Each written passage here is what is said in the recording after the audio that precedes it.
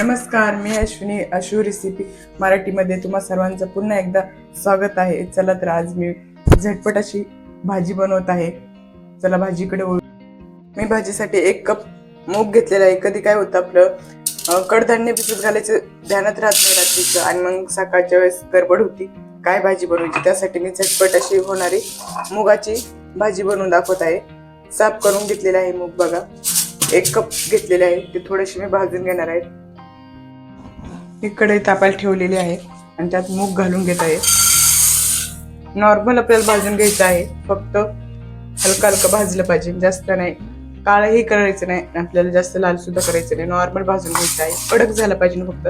आपण एक भाजल्यानंतर एक दाताखाली घेऊन बघू शकता कडक झालं का नाही.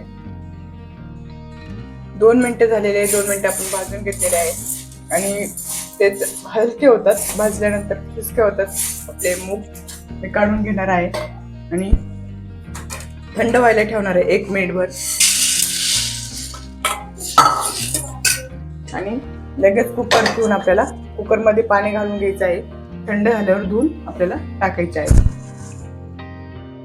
पाणी गरम झालेलं आहे. मीठ घालून घेतले आणि आपले मूग स्वच्छ धुवून घेतले. मी थंड झाले स्वच्छ धुवून घेतले. ते मूग घालून घेत आहे आणि सोडा वगैरे घालायची गरज नाही.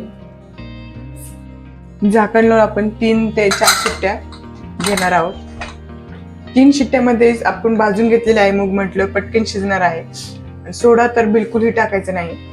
मूग आहे भाजून घेतलेले आहे, ते पटकन शिजतात. कुकर होतोय तोपर्यंत आपण मिरची, लसूण, जिरं हे वाटून घेणार आहोत. तिखट तुमच्या हिशोबाने, तुम्हाला जितकं तिखट पाहिजे असेल तितक्या मिरच्या तुम्ही घालू शकता. आम्ही जास्त तिखट पाहिजे नाही, मला थोडंसं फिक्कं राहतं म्हणून मी 2च मिरच्या घेतलेल्या आहेत. 4 शिट्ट्यामध्ये मूग मस्त शिजलेले फुटलेले बघा मूग. आणि आपण शिट्ट्या होईपर्यंत मिरची आणि लसूण बारीक करून घेतलेला आहे. फोडणीसाठी मी कढीपत्ता घेतलाय, फोडणी टाकून घेऊया. तेल तापायला ठेवलेलं आहे आणि रवीनं मस्त घोटून घेतलेला आहे मी मूग. याला मुगाचं मेदगं म्हणतात.